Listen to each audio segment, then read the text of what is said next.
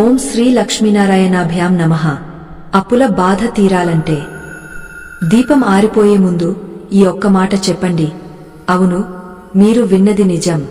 అప్పు అనేది ఒక విషవలయం. అది మనిషిని మానసికంగా కృంగదీయడమే కాకుండా కుటుంబ గౌరవాన్ని, వ్యక్తిగత ప్రశాంతతను హరించివేస్తుంది.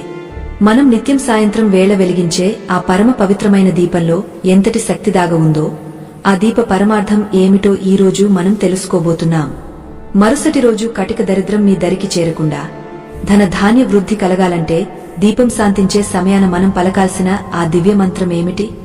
ఆ రహస్యం వెనుక ఉన్న పురాణగాథ ఏమిటి? ఆత్మ బంధువులారా, ఈ కథ వినే ఓపిక మీకు లేకపోతే మీరు ఇప్పుడు వెళ్లిపోవచ్చు.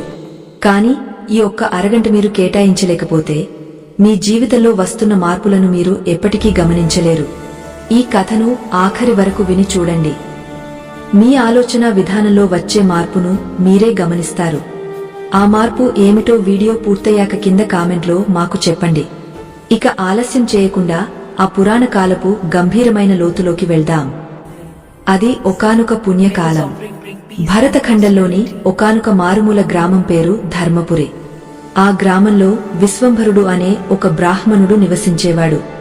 ఆయన పేరుకు తగ్గట్టుగానే లోకాన్ని పోషించాలనే తపన ఉన్నవాడు. కాని ఆయన జాతక చక్రంలోని గ్రహగతులు ఆయనను దారిద్ర్యంలో ముంచెత్తాయి. నిత్యం సూర్యోదయానికి ముందే నిద్రలేచి గంగా నదిలో స్నానమాచరించి సూర్య భగవానుడికి అరయం వదిలి వేద పఠనం చేస్తూ కాలం గడిపేవాడు. అయినప్పటికీ ఆయన ఇంట్లో కటిక దరిద్రం తాండవిస్తోంది. భార్య సుగుణమ్మ ఇల్లాలు, గుణవంతురాలు. ఉన్నంతలో సర్దుకుపోయే తత్వం ఆమెది. కాని పెరిగిపోతున్న అప్పులు వారిని నిద్రపోనివ్వడం లేదు. ఒకనాడు సాయం సంధ్యవేళ సూర్యుడు పశ్చిమ దిశలో ఎర్రని వర్ణాన్ని పులుముకుని అస్తమిస్తున్నాడు. పక్షులు తమ గూళ్లకు చేరుకుంటున్నాయి. ఆ ధర్మపురి గ్రామంలోని ప్రతి ఇంటి ముందు గోమయంతో అలికిన ముంగట ముగ్గులు మెరుస్తున్నాయి. విశ్వంభరుడు తన ఇంటి అరుగుమీద కూర్చుని శూన్యంలోకి చూస్తున్నాడు. ఆయన కళ్లలో నీరు సుడులు తిరుగుతోంది. మరుసటి రోజు గ్రామంలోని వడ్డీ వ్యాపారికి 10 బంగారు నాణేలు చెల్లించాల్సి ఉంది. లేకపోతే తన పూర్వీకుల నుండి వస్తున్న ఆ చిన్న ఇల్లు వేలం వేయబడుతుంది. అప్పు ఉన్నవాడికి ఆకలి ఉండదు, నిద్ర ఉండదు అన్నట్లుగా ఆయన మనసు వికలమైపోతోంది. ఆ సమయంలో సుగుణమ్మ లోపలి నుండి వచ్చి, ఏమండి, సంధ్యా సమయం అవుతోంది. దైవ ప్రార్థన చేసుకునే సమయాన ఇలా చింతించడం ధర్మం కాదు. దీపం వెలిగించే వేళ లక్ష్మీదేవి మన ఇంట్లోకి ప్రవేశిస్తుంది. కన్నీళ్లతో ఆమెకు స్వాగతం పలుకుదామా అని సున్నితంగా మందలించింది. విశ్వంభరుడు నిట్టూర్చి, సుగుణ, అప్పుల ఊబిలో చిక్కుకున్న వాడికి దైవం కూడా దూరమైనట్లే అనిపిస్తోంది.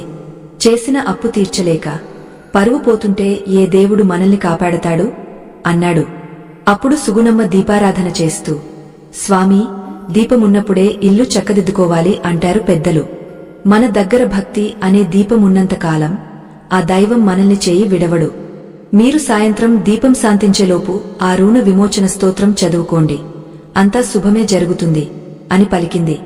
అదే సమయంలో వారి ఇంటి ముందు ఒక దివ్య తేజస్సు కలిగిన వృద్ధుడు వచ్చి నిలబడ్డారు. ఆయన చేతిలో ఒక దండం, కమండలం ఉన్నాయి. ఆయన ముఖ వర్చస్సు చూడగానే ఎవరో సిద్ధ పురుషుడని అర్థమవుతోంది. విశ్వంభరుడు వెంటనే లేచి ఆయనకు నమస్కరించి, మహాత్మా, రండి, మా ఆతిథ్యం స్వీకరించండి అని కోరాడు. ఆ వృద్ధుడు చిరునవ్వు నవ్వుతూ, నాయనా విశ్వంభర, నీ మనసులోని వేదన నాకు అర్థమవుతోంది.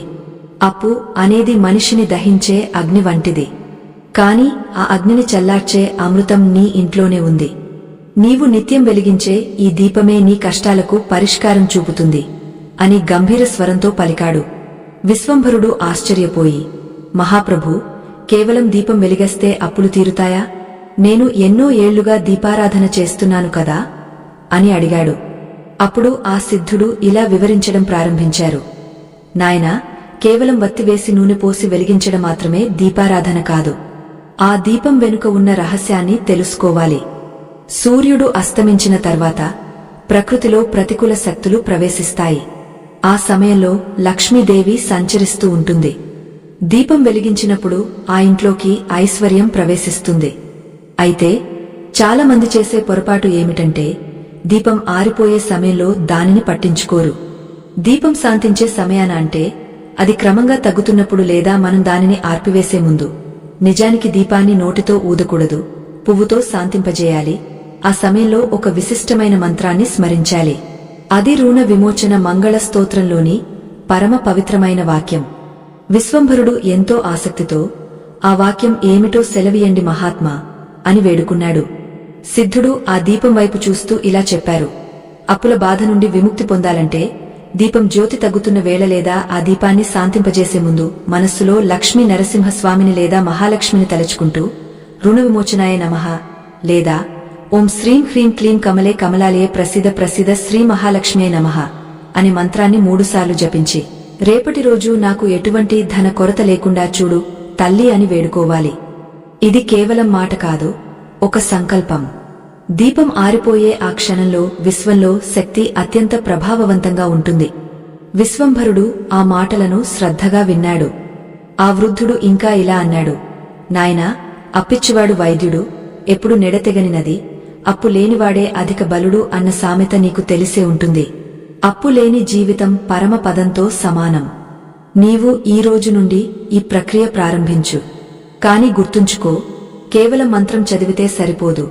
నీ కర్మల యందు శుద్ధి ఉండాలి, కష్టపడే తత్వముండాలి. ఆ రాత్రి విశ్వంభరుడు ఆ సిద్ధుడికి భోజనం పెట్టి అతిథి మర్యాదలు చేశాడు. మరుసటి రోజు ఉదయం చూసేసరికి ఆ వృద్ధుడు అక్కడ లేడు. కాని విశ్వంభరుడి మనసులో ఒక కొత్త ఆశ చిగురించింది. ఆయన ఆ సాయంత్రం కోసం ఎదురుచూడసాగాడు. మరుసటి రోజు సాయంత్రం కాగానే విశ్వంభరుడు స్నానం చేసి శుభ్రమైన వస్త్రాలు ధరించి పూజాగదిలో దీపం వెలిగించాడు. ఆ దీపం కాంతిలో తన ఇంటి దారిద్ర్యం తొలగిపోవాలని మనస్ఫుటంగా కోరుకున్నాడు. సమయం గడుస్తోంది. దీపంలోని నూనె అయిపోవస్తోంది. దీపం జ్యోతి మెల్లగా కదులుతోంది. సిద్ధుడు చెప్పినట్లుగా దీపం పూర్తిగా శాంతించే ముందు విశ్వంభరుడు తన 2 చేతులు జోడించి కళ్ళు మూసుకుని అత్యంత భక్తితో ఆ మంత్రాన్ని పయించాడు. ఓం రుణముక్తాయై శ్రీ మహాలక్ష్మీ రూపధారిణ్యై నమః. తల్లి, రేపటి సూర్యోదయం నా జీవితంలో కొత్త వెలుగును నింపాలి. నా అప్పుల బాధ నుండి నన్ను గట్టెక్కించు అని వేడుకున్నాడు. సరిగా అదే సమయంలో ఇంటి తలుపు ఎవరో తట్టిన శబ్దం వినిపించింది. విశ్వంభరుడు బయటకు వెళ్లి చూశాడు. అక్కడ ఊరి పెద్ద నిలబడి ఉన్నాడు. ఆయన ముఖంలో ఒక వింతైన ఆందోళన ఉంది. విశ్వంభరా, నిన్న రాత్రి మా తాతగారు నాకు కలలో కనిపించి నీ పూర్వీకులు మా కుటుంబానికి చేసిన మేలు గురించి చెప్పారు. ఆనాడు నీ తాతగారు మా ఆస్తిని కాపాడారట. ఆ కృతజ్ఞతగా ఈ 10 బంగారు నాణేలు నీకు ఇవ్వమని ఆదేశించారు. ఇదిగో ఇవి తీసుకో, నీ అప్పులు తీర్చుకో అని ఆ నాణేల సంచిని విశ్వంభరుడి చేతిలో పెట్టాడు. విశ్వంభరుడు నిశ్చేష్టుడైపోయాడు. కళ్ల వెంట ఆనంద బాష్పాలు రాలాయి. కేవలం ఒక్కరోజు దీపారాధన నియమంతోనే ఇంతటి మార్పు వస్తుందని ఆయన ఊహించలేదు. కాని ఇది కేవలం ప్రారంభం మాత్రమే. ఆ సిద్ధుడు చెప్పిన రహస్యాలు ఇంకా చాలా ఉన్నాయి. ఆ దీపం వెనుక ఉన్న మరిన్ని అద్భుత శక్తులు ఏమిటి? విశ్వంభరుడు తన జీవితంలో ఎదుర్కోబోయే తదుపరి పరీక్షలు ఏమిటి? ఆ 10 బంగారు నాణేల సంచిని చేత పట్టుకున్న విశ్వంభరుడికి ఆ క్షణం కాలం స్తంభించిపోయినట్లు అనిపించింది. ఆ నాణేల బరువు ఆయన చేతికి తగులుతుంటే అది కేవలం లోహం కాదని, తన పితృదేవతల ఆశీర్వచనమని ఆయన భావించాడు. ఆ సంచిని తన కళ్లకు అద్దుకుని గద్గద స్వరంతో ఆకాశం వైపు చూశాడు. అంతవరకు కారుచీకటిగా ఉన్న ఆయన జీవితంలో ఒక్కసారిగా కోటి సూర్యుల వెలుగు ప్రసరించినట్లయింది. సుగుణమ్మ లోపలి నుండి పరుగెత్తుకుంటూ వచ్చి భర్త చేతిలో ఉన్న ఆ నాణేలను చూసి నిశ్చేష్టురాలై నిలబడిపోయింది. ఆమె కళ్లలో ఆశ్చర్యం, ఆనందం పెనవేసుకున్నాయి. ఇదేమిటి స్వామీ, ఆ ఊరి పెద్ద ఇంతటి నిధిని మనకు ఎందుకు ఇచ్చారు అని అడిగింది. విశ్వంభరుడు జరిగినదంతా వివరించాడు. ఆ సిద్ధుడు చెప్పిన మాటలు, తన తాతగారు చేసిన మేలు, ఇప్పుడు అందిన ఈ సహాయం అంతా దైవలీలగా వారికి అనిపించింది. మరుసటి రోజు ఉదయాన్నే విశ్వంభరుడు ఆ బంగారు నాణేలను తీసుకుని వడ్డీ వ్యాపారి దగ్గరకు వెళ్లాడు. ఆ వడ్డీ వ్యాపారి పేరు ధనపాలుడు. పేరుకు తగ్గట్టుగానే అతడు ధనమీద అమితమైన వ్యామోహం ఉన్నవాడు. దయ అనేది ఎరుగని గుండె అతనిది. ఏమయ్యా విశ్వంభరా, గడువు ముగసింది. ఇల్లు ఖాళీ చేయడానికి సిద్ధంగా ఉన్నావా లేక ఏవైనా అద్భుతాలు జరుగుతాయని ఎదురుచూస్తున్నావా అని ఎగతాళిగా నవ్వాడు. అప్పుడు విశ్వంభరుడు గంభీరంగా, ధనపాలుడా, అద్భుతాలు జరగడానికి కాలం పట్టదు. ధర్మం ఎక్కడ ఉంటుందో అక్కడ దైవం ఉంటుంది. ఇదిగో నీ 10 బంగారు నాణేలు. నా అప్పు తీరిపోయింది. నా ఇంటి పత్రాలు నాకు ఇచ్చేయ్ అని ఆ సంచిని ఆయన ముందు ఉంచాడు. ధనపాలుడు ఆశ్చర్యంతో ఆ నాణేలను పరీక్షించాడు. అవి అచ్చమైన బంగారు నాణేలు, పురాతన ముద్రలు కలిగినవి. అతడు నోటమాట రాక అయిష్టంగానే ఆ పత్రాలను విశ్వంభరుడికి అప్పగించాడు. అప్పు తీరిన తర్వాత విశ్వంభరుడికి మనసు తేలికపడింది. కాని ఆ సిద్ధుడు చెప్పిన మాటలు ఆయనను ఇంకా వెంటాడుతూనే ఉన్నాయి. కేవలం అప్పు తీరడం ముఖ్యం కాదు, ఆ అప్పు మళ్లీ రాకుండా ఉండటం ముఖ్యం అన్న సిద్ధుడి మాటల వెనుక ఉన్న నిగుజార్థమేమిటి? ఆయన ఆ సిద్ధుడి కోసం వెతకడం ప్రారంభించాడు. గ్రామంలోని ప్రతి సందు, ప్రతి దేవాలయం గాలించాడు. చివరకు గ్రామానికి శివార్లలో ఉన్న ఒక పురాతనమైన మర్రి చెట్టు కింద ఆ సిద్ధుడు ధ్యానంలో ఉండటం గమనించాడు. ఆ మర్రి చెట్టు ఎంతో విశాలంగా, వందలాది ఊడలతో ఆ ప్రాంతానికే ఒక రక్షణ కవచంలా ఉంది. చుట్టూ ఉన్న పక్షుల కిలకిల రావాలు, ఆ చెట్టు నీడలో ఉన్న ప్రశాంతత విశ్వంభరుడికి ఒక తెలియని శక్తిని ఇచ్చాయి. విశ్వంభరుడు మెల్లగా వెళ్లి ఆ సిద్ధుడి పాదాలకు నమస్కరించాడు. సిద్ధుడు కళ్ళు తెరిచి చిరునవ్వుతో, వచ్చావా నాయనా? అప్పు తీరిన ఆనందం నీ ముఖంలో కనిపిస్తోంది. కాని నీ మనసులో ఏదో ప్రశ్న ఇంకా మిగిలి ఉందని నాకు తెలుసు అన్నాడు. విశ్వంభరుడు వినయంగా, అవును మహాత్మా, మీరు చెప్పినట్లే దీపారాధన చేసి ఆ మంత్రాన్ని పయించాను. ఫలితం వెంటనే దక్కింది. కాని అసలు ఈ దీపం ఆరిపోయే సమయంలో ఎందుకు ప్రార్థించాలి? ఆ సమయంలో ఏ శక్తులు పనిచేస్తాయి? నాకు సవివరంగా చెప్పండి అని వేడుకున్నాడు. సిద్ధుడు ఒక నిట్టూర్పు విడిచి ఇలా వివరించారు. నాయనా, సృష్టిలో ప్రతి వస్తువుకు ఒక ప్రారంభం, ఒక ముగింపు ఉంటుంది. సూర్యోదయం ఎంత ముఖ్యమో సూర్యాస్తమయం కూడా అంతే ముఖ్యం. సంధ్యా సమయం అనేది 2 కాలాల కలయిక. అలాగే దీపం వెలిగించడం ఒక సృష్టి అయితే అది శాంతించడం, ఆరిపోవడం ఒక లయం. లయం జరిగే సమయంలో ప్రకృతి తన మూలాల్లోకి వెళుతుంది.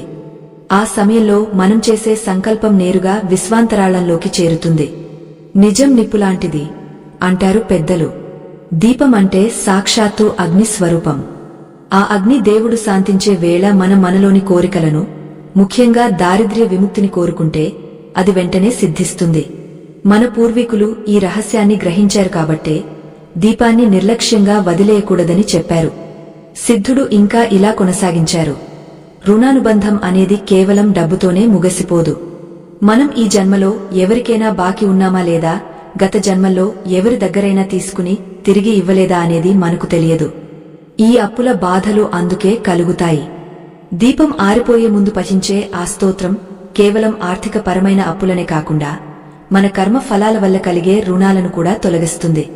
ఇల్లు గెలిచి రచ్చ గెలవాలి అన్నట్లుగా ముందు నీ అంతరాత్మలోని దారిద్ర్యాన్ని తొలగించుకోవాలి. అప్పుడే బయటి ప్రపంచంలో నీకు ఐశ్వర్యం లభిస్తుంది. విశ్వంభరుడు ఆ మాటలను తన హృదయంలో నిక్షిప్తం చేసుకున్నాడు. మహాత్మా, మరి దీపాన్ని ఎలా శాంతింపజేయాలి? నోటితో ఊదకూడదని మా అమ్మ చెప్పేది అని అడిగాడు. సిద్ధుడు గంభీరంగా నవ్వి, నీవు అడిగింది సరైన ప్రశ్న. దీపాన్ని నోటితో ఊదడమంటే ఆ జ్యోతిని అవమానించడమే. మన నోటి నుండి వచ్చే గాలి అపవిత్రమైనది. దానిని ఒక పువ్వుతో కాని లేదా చేతితో మెల్లగా గాలిని విసరడం ద్వారా కాని శాంతింపజేయాలి. అలా చేసే ముందు ఆ జ్యోతిని చూస్తూ ఓం శాంతింహ శాంతింహ శాంతింహ అని చెప్పుకోవాలి. లక్ష్మీదేవికి నివాస స్థానమైన ఆ జ్యోతిని గౌరవప్రదంగా వీడ్కోలు పలికినప్పుడు ఆమె మరుసటి రోజు రెట్టింపు కాంతితో నీ ఇంట్లోకి వస్తుంది అని చెప్పారు. ఆ సమయంలో అక్కడికి ఒక పేద విధవరాలు వచ్చింది. ఆమె పేరు అన్నపూర్ణమ్మ. ఆమె కళ్లలో నీళ్లు నిండి ఉన్నాయి. ఆమె తన గోడును ఆ సిద్ధుడికి చెప్పుకోవాలని వచ్చింది.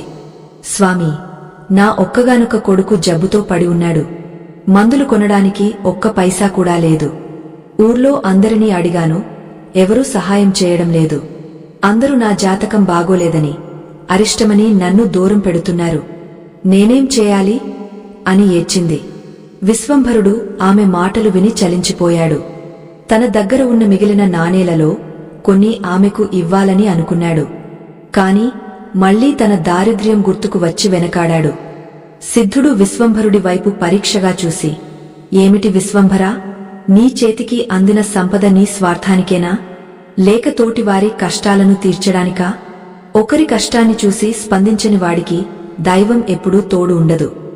ధనం వస్తుంది, పోతుంది, కాని నువ్వు చేసే పుణ్యం మాత్రమే నీ వెంట ఉంటుంది అని హెచ్చరించారు. ఆ మాటలు విన్న విశ్వంభరుడు సిగ్గుతో తలవంచుకున్నాడు.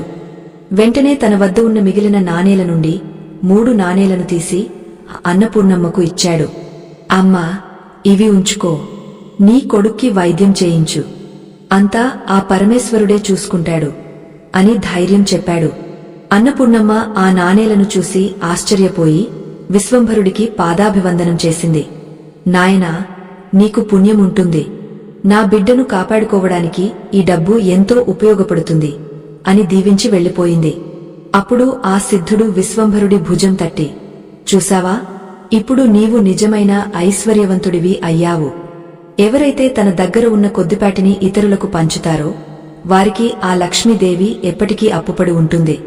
నీ అప్పుల బాధలు తీరడానికి నీవు చేసిన ఈ దానం ఒక కవచంలా పనిచేస్తుంది అని ప్రశంసించారు. కాని ఆ రాత్రి విశ్వంభరుడికి ఒక వింత అనుభవం ఎదురైంది. ఆయన పడుకున్న సమయంలో ఒక కల వచ్చింది. ఆ కలలో ఒక నల్లని ఆకారం ఆయన ముందు నిలబడి, విశ్వంభర, నీవు నాణేలు ఇచ్చి నీ బాకీ తీర్చుకున్నావు కావచ్చు, కాని నీ పూర్వీకులు చేసిన ఒక పెద్ద పాపం ఇంకా నీ వంశాన్ని వెన్నాడుతూనే ఉంది. ఆ పాపం తీరే వరకు నీకు సంపూర్ణమైన శాంతి దొరకదు అని గర్జించింది. విశ్వంభరుడు ఉలిక్కిపడి నిద్రలేచాడు. చెమటలు పట్టాయి. ఆ సిద్ధుడు చెప్పినట్లు దీపారాధన చేస్తున్నా, దానం చేస్తున్నా, ఇంకా ఏమిటి ఈ అడ్డంకి? తన పూర్వీకులు చేసిన ఆ పాపమేమిటి? సుగుణమ్మ కూడా నిద్రలేచి, ఏమండి, ఎందుకు అలా భయపడుతున్నారు? కల ఏదైనా వచ్చిందా అని అడిగింది. విశ్వంభరుడు ఆ కలలోని విషయాన్ని చెప్పాడు. సుగుణమ్మ కూడా ఆందోళన చెందింది. మనకు తెలియని రహస్యాలు ఏవైనా మన పెద్దల గురించి ఉన్నాయేమో, రేపు ఉదయాన్నే ఆ సిద్ధుడిని అడుగుదాం అని సలహా ఇచ్చింది. మరుసటి రోజు విశ్వంభరుడు మళ్లీ ఆ మర్రి చెట్టు దగ్గరకు వెళ్లాడు. కాని అక్కడ సిద్ధుడు లేడు. ఆయన కూర్చున్న చోట ఒక పాత తాళపత్ర గ్రంథం మాత్రమే ఉంది. దానిమీద దుమ్ము పట్టి ఉంది. విశ్వంభరుడు ఆ గ్రంథాన్ని భక్తితో తీసుకుని దానిపై ఉన్న దుమ్మును తుడిచాడు. మొదటి పేజీ తిరగ్గానే అందులో కొన్ని అక్షరాలు మెరిశాయి. అవి ఆయన వంశ వృక్షానికి సంబంధించిన వివరాలు. అందులో ఒక చోట ఎర్రని అక్షరాలతో ఒక వాక్యం రాసి ఉంది. ధర్మపురి క్షేత్రంలో ఒక దీపం ఆరిపోయింది, దాని ఫలితం వంశాంతం. ఆ వాక్యం చదవగానే విశ్వంభరుడికి గొంతు ఎండిపోయినట్లు అయింది. ఒక దీపం ఆరిపోవడం అంటే ఏమిటి? అది తన వంశాన్ని ఎలా ప్రభావితం చేస్తోంది? ఈ రహస్యాన్ని ఛేదించాలంటే ఆయన ఆ ధర్మపురి క్షేత్ర చరిత్రలోకి వెళ్లాల్సిందే. ఆ సిద్ధుడు ఆ గ్రంథాన్ని ఆయన కోసం ఎందుకు వదిలి వెళ్లారు? ఆయన ప్రయాణం ఎటువైపు సాగబోతోంది?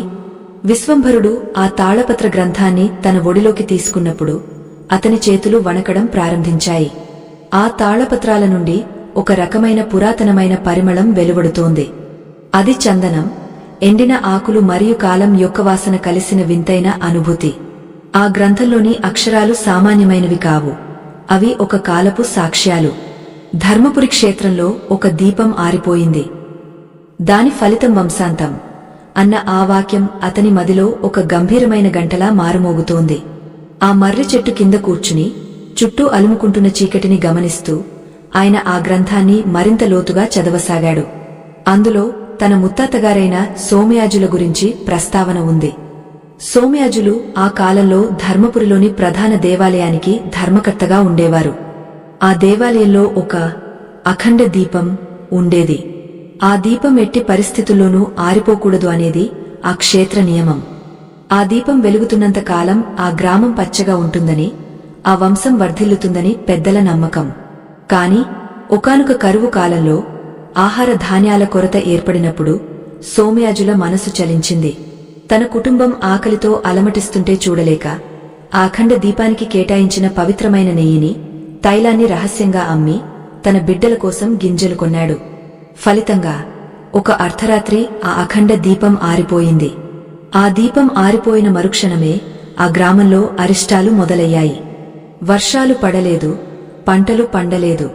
సోమయాజులు తన తప్పు తెలుసుకుని పశ్చాత్తాపపడ్డాడు కాని చేతులు కాలిన తర్వాత ఆకులు పట్టుకున్నట్లు అప్పటికే జరగాల్సిన నష్టం జరిగిపోయింది.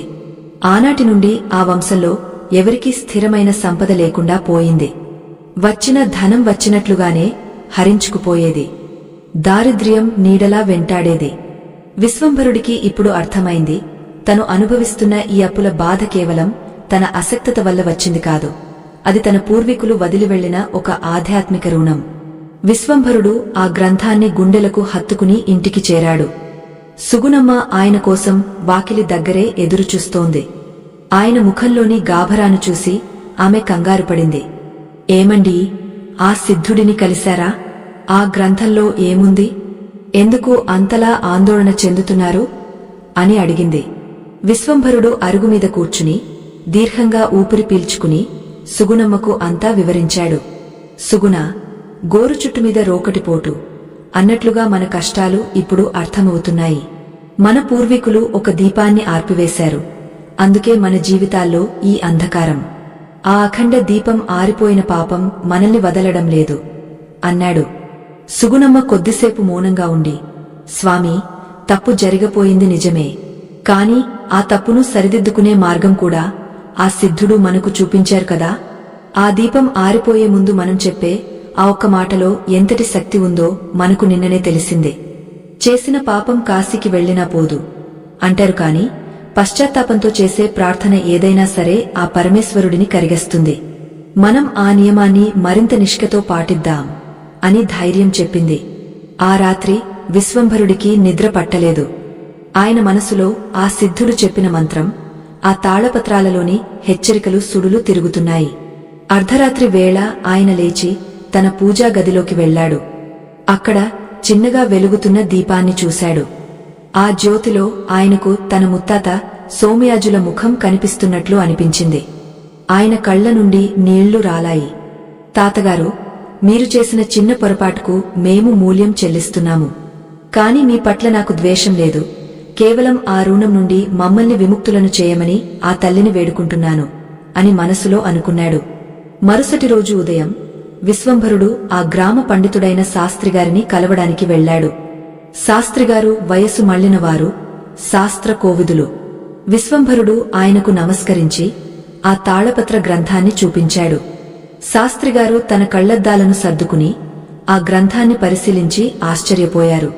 విశ్వంభర, ఇది సామాన్యమైన గ్రంథం కాదు, ఇది రుణ విముక్తి సంహిత. ఇందులో రాయబడిన అక్షరాలు పరమ పవిత్రమైనవి. నీవు చెప్పిన ఆ అఖండ దీపం కథ నాకు గుర్తుంది. మా తాతగారు ఆ కథను మాకు చెప్పేవారు. కాని ఆ దీపాన్ని తిరిగి వెలిగించే మార్గం కేవలం ఒకే ఒక ప్రాయశ్చిత్తంతో ముడిపడి ఉంది అని చెప్పారు. ఏమిటా మార్గం శాస్త్రిగారు అని విశ్వంభరుడు ఆతృతగా అడిగాడు. శాస్త్రిగారు గంభీరంగా ఇలా అన్నారు, ఏ దీపమైతే నిర్లక్ష్యం వల్ల ఆరిపోయిందో ఆ దీపపు జ్యోతి శక్తిని తిరిగి ఆహ్వానించాలి. నీవు ప్రతిరోజు సాయంత్రం నీ ఇంట్లో దీపం వెలిగించినప్పుడు ఆ దీపం శాంతించే సమయానికి రుణ విమోచన మంగళ స్తోత్రం పైస్తున్నావు కదా, అది కేవలం ఆర్థిక పరమైన అప్పులనే కాదు, పితృ రుణాన్ని కూడా తీరుస్తుంది. అయితే దానికి ఒక ముఖ్యమైన నియమముంది. దీపం ఆరిపోయే ముందు ఆ ఒక్క మాట చెప్పడమే కాదు, నీ హృదయంలోని అహం అనే చీకటిని కూడా ఆరిపోయేలా చూసుకోవాలి.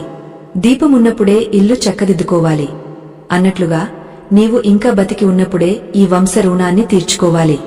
ఆ మంత్రం చెప్పేటప్పుడు నీవు కేవలం నీకోసం కాకుండా నీ వంశంలోని పూర్వీకులందరి కోసం మోక్షాన్ని కోరుకోవాలి.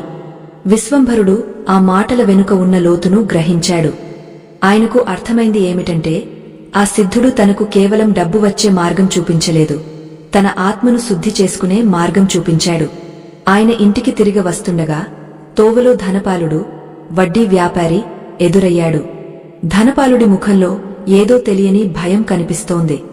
ఆయన విశ్వంభరుడిని ఆపి, విశ్వంభరా, నీకు ఇచ్చిన బంగారు నాణేలు ఉన్నాయి కదా, వాటి గురించి ఒక మాట చెప్పాలి. నిన్న రాత్రి ఆ నాణేల సంచి నుండి వింతైన కాంతి రావడం నేను చూశాను. అవి సామాన్యమైన నాణేలు కావు. అవి ఎక్కడి నుండి వచ్చాయో నాకు నిజం చెప్పు అని అడిగాడు. విశ్వంభరుడు ప్రశాంతంగా, ధనపాలుడా, అవి ధర్మం నుండి వచ్చిన నాణేలు. అవి ఎక్కడి నుండి వచ్చాయో వెతకడం మానేసి అవి నీ దగ్గరకు ఎలా చేరాయో ఆలోచించు. నీవు ప్రజల రక్తాన్ని పిండి వడ్డీలు వసూలు చేస్తున్నావు. ఆ పాపం నీ సంతానానికి చుట్టుకోకుండా ఉండాలంటే నీవు కూడా ఆ దీప పరమార్థాన్ని తెలుసుకో అని చెప్పి ముందుకు సాగాడు. ధనపాలుడు ఆ మాటలకు నిశ్చేష్టుడై అక్కడే ఉండిపోయాడు. పాపం పండక మానదు అన్నట్లుగా తన అంతరాత్మ తనను ప్రశ్నిస్తున్నట్లు అతనికి అనిపించింది. సాయంకాలం అయింది. విశ్వంభరుడు సిద్ధుడి ఆదేశానుసారం శాస్త్రిగారి వివరణ ప్రకారం పూజకు సిద్ధమయ్యాడు. ఈసారి ఆయన మనసులో ఎటువంటి స్వార్థం లేదు. కేవలం తన వంశం పట్ల ఉన్న బాధ్యత మాత్రమే ఉంది. సుగుణమ్మ దీపారాధన చేసింది. ఆ జ్యోతి వెలుగులో ఇల్లు ప్రకాశిస్తోంది. బయట గాలి వీస్తోంది. కాని ఆ గాలికి దీపం ఆరిపోకుండా విశ్వంభరుడు తన దోసిలిని అడ్డుపెట్టాడు. దీపంలోని తైలం తగ్గుతోంది. జ్యోతి మెల్లమెల్లగా చిన్నది అవుతోంది. ఆ క్షణం రానే వచ్చింది. దీపం ఆరిపోయే ముందు విశ్వంభరుడు తన 2 కళ్ళు మూసుకుని అత్యంత గంభీరమైన స్వరంతో ఇలా పలికాడు. ఓం హ్రీం శ్రీం రుణ విమోచనాయే, సర్వదారిద్ర్య నాశినియే, మమ వంశోద్భవ పాప క్షయకారిణియే, మహాలక్ష్మే నమః. ఆ మంత్రాన్ని 3 సార్లు జపించి, తల్లి, నా పూర్వీకులు చేసిన పొరపాట్లను మన్నించు. ఈ దీపం శాంతించినట్లుగానే మా కష్టాలన్నీ శాంతించాలి. రేపటి ఉదయం మా వంశానికి ఒక నూతన ఉత్తేజాన్ని ఇవ్వాలి అని వేడుకున్నాడు. ఆయన అలా పలికిన మరుక్షణమే ఆ దీపం ఒక్కసారిగా పెద్దగా వెలిగ శాంతించింది. ఆ సమయంలో పూజాగదిలో ఒక రకమైన దివ్యమైన సుగంధం వ్యాపించింది. విశ్వంభరుడు కళ్ళు తెరిచి చూసేసరికి అక్కడ దీపం ఆరిపోయిన చోట ఒక చిన్న వెండి పువ్వు పడి ఉంది. అది ఎక్కడి నుండి వచ్చిందో ఎవరికీ తెలియదు. సుగుణమ్మ ఆశ్చర్యంతో ఆ పువ్వును చూసింది. స్వామి, ఇది ఆ దేవి ప్రసాదం అని ఆనందంగా పలికింది. విశ్వంభరుడు ఆ వెండి పువ్వును తీసుకుని తన తలమీద ఉంచుకున్నాడు. కాని ఆ రాత్రి మళ్లీ ఒక వింత ఘటన జరిగింది. గ్రామం మధ్యలో ఉన్న ఆ పురాతన దేవాలయంలోని గంటలు తమంతట తామే మోగడం ప్రారంభించాయి. ఊరి జనం అంతా భయంతో మేల్కొన్నారు. అర్ధరాత్రి వేళ గుడి గంటలు మోగడం అంటే ఏదో అశుభమని అందరూ అనుకున్నారు. విశ్వంభరుడు కూడా పరుగున గుడి దగ్గరకు వెళ్లాడు. అక్కడ ఆయన చూసిన దృశ్యం ఆయనను దిగ్భ్రాంతికి గురిచేసింది. దేవాలయం లోపల ఎన్నడూ లేని విధంగా ఒక వెలుగు కనిపిస్తోంది. 100 ఏళ్లుగా ఆరిపోయి ఉన్న అఖండ దీపమున్న చోట ఒక జ్యోతి వెలుగుతోంది. ఆ జ్యోతిని చూసిన విశ్వంభరుడికి తన మంత్రం యొక్క శక్తి ఏమిటో అర్థమైంది. కాని ఆ జ్యోతి వెలుగులో ఒక నీడ కనిపిస్తోంది. అది మనిషి నీడలా లేదు, ఏదో దుష్ట శక్తిలా ఉంది. ఆ జ్యోతిని ఆర్పడానికి ఆ నీడ ప్రయత్నిస్తోంది. విశ్వంభరుడు ఆ నీడను అడ్డుకోగలడా? ఆ అఖండ దీపం మళ్లీ ఆరిపోతే తన వంశానికి కలిగే ప్రమాదమేమిటి? ఆ సిద్ధుడు మళ్లీ కనిపిస్తాడా? ఆ దేవాలయ ప్రాంగణమంతా ఒక వింతైన నిశ్శబ్దం ఆవరించి ఉంది. గాలి కూడా వీచడం ఆగపోయినట్లు అనిపిస్తోంది. ఆ పురాతన కట్టడపు రాతి స్తంభాల మధ్య నుండి ఆ నీడ మెల్లగా కదులుతూ అఖండ దీపం వైపు సాగుతోంది. ఆ నీడ చూడటానికి మనిషి ఆకారంలో ఉన్నప్పటికీ దాని చుట్టూ ఒక రకమైన నల్లని పొగ ఆవరించి ఉంది. ఆ పొగ నుండి వెలువడుతున్న దుర్గంధం భరించలేనిదిగా ఉంది. విశ్వంభరుడు తన చేతిలో ఉన్న ఆ వెండి పువ్వును గట్టిగా పట్టుకున్నాడు. ఆయన గుండె వేగంగా కొట్టుకుంటోంది. కాని మనసులో మాత్రం ఆ సిద్ధుడు ఉపదేశించిన మంత్రం నిరంతరం ప్రతిధ్వనిస్తోంది. ఎవరు నీవు? ఈ పవిత్రమైన దీపాన్ని ఆర్పడానికి ఎందుకు ప్రయత్నిస్తున్నావు అని విశ్వంభరుడు గంభీరమైన స్వరంతో అడిగాడు. తన గొంతులో వణుకు లేకుండా చూసుకోవడానికి ఆయన ఎంతో ప్రయత్నించాడు. ఆ నీడ ఒక్కసారిగా ఆగపోయింది. దాని నుండి వెలువడిన నవ్వు భయంకరంగా ఉంది. ఆ నవ్వు దేవాలయపు గోడలకు తగిలి ప్రతిధ్వనిస్తోంది. నేను నీ వంశాన్ని వెన్నాడుతున్న ఛాయను. నేను రూణ పురుషుడిని. మీ ముత్తాత చేసిన ఆ ఒక్క తప్పు వల్ల ఏర్పడిన చీకటిని నేను. ఈ దీపం వెలిగితే నా ఉనికి దెబ్బతింటుంది. ఈ వంశం నా బంధనాల నుండి విముక్తి పొందితే నేను ఆకలితో చనిపోవాలి. అందుకే ఈ దీపాన్ని వెలగనివ్వను అని ఆ నీడ గర్జించింది. విశ్వంభరుడు ఆ మాటలకు వెరవలేదు. అతి ఆశ గతిచేటు అన్నట్లుగా, నా పూర్వీకులు చేసిన పొరపాటు వల్ల నీవు ఇంతకాలం మమ్మల్ని పీడించావు. కాని ఇప్పుడు కాలం మారింది. ధర్మం తిరిగా ప్రాణం పోసుకుంటోంది. ఈ దీపం ఆ పరమేశ్వరుడి ఆజ్ఞతో వెలిగింది. దీనిని ఆర్పే శక్తి నీకు లేదు అని ధీటుగా సమాధానమిచ్చాడు. ఆ నీడగాలిలో తేలుతూ దీపం వైపు దూసుకువచ్చింది.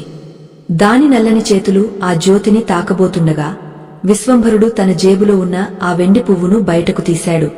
ఆశ్చర్యకరంగా ఆ వెండి పువ్వు నుండి ఒక దివ్యమైన కాంతి వెలువడింది. ఆ కాంతి తగలగానే ఆ నీడ వెనక్కి తగ్గుతూ విలవిలలాడిపోయింది. దీపమున్నప్పుడే ఇల్లు చక్కదిద్దుకోవాలి అని నీవు అనుకుంటున్నావు కాని ఈ వెలుగు నన్ను దహిస్తోంది అని ఆ నీడ అరిచింది. విశ్వంభరుడు ఆ సమయంలో ఒక విషయాన్ని గమనించాడు. ఆ అఖండ దీపంలోని నూనె చాలా తక్కువగా ఉంది. అది కూడా ఆరిపోయే స్థితికి చేరుకుంటోంది. సిద్ధుడు చెప్పిన రహస్యం ఆయనకు గుర్తొచ్చింది. దీపం ఆరిపోయే ఆ క్షణమే అత్యంత శక్తివంతమైనది. ఆ సమయంలో చేసే ప్రార్థన అమోఘమైన ఫలితాన్ని ఇస్తుంది.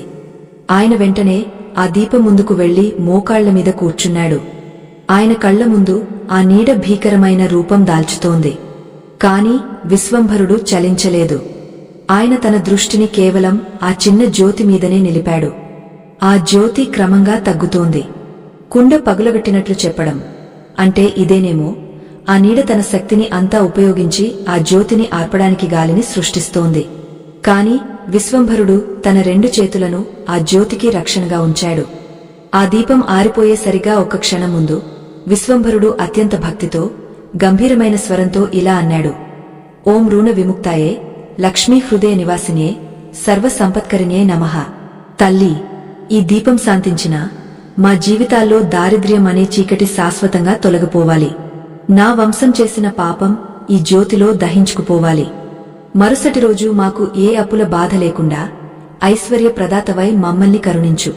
ఆయన ఆ మాటలు పూర్తి చేయగానే ఆ దీపం ఒక్కసారిగా నీలి రంగులోకి మారి ఆకాశం వైపు ఒక పెద్ద కాంతి కిరణాన్ని పంపి శాంతించింది. ఆ కాంతి పుంజం తగలగానే ఆ రుణ పురుషుడు అనే నీడ కరిగిపోయి గాలిలో కలిసిపోయింది. దేవాలయమంతా ఒక వింతైన ప్రశాంతత నెలకొంది. బయట ఆగపోయిన గాలి మళ్లీ మెల్లగా వీచడం ప్రారంభించింది. విశ్వంభరుడు అక్కడే స్పృహ తప్పి పడిపోయాడు. ఉదయాన్నే సూర్యకిరణాలు ఆయన ముఖం మీద పడటంతో ఆయనకు మెలకువ వచ్చింది. కళ్ళు తెరిచి చూసేసరికి ఆయన దేవాలయపు గర్భగుడి ముందు ఉన్నాడు. గ్రామస్థులందరూ అక్కడ గుమిగుడి ఉన్నారు.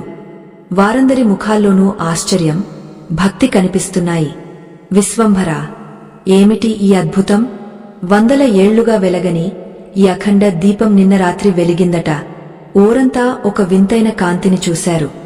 నీవు ఇక్కడ ఎలా ఉన్నావు అని గ్రామ పండితుడైన శాస్త్రిగారు అడిగారు.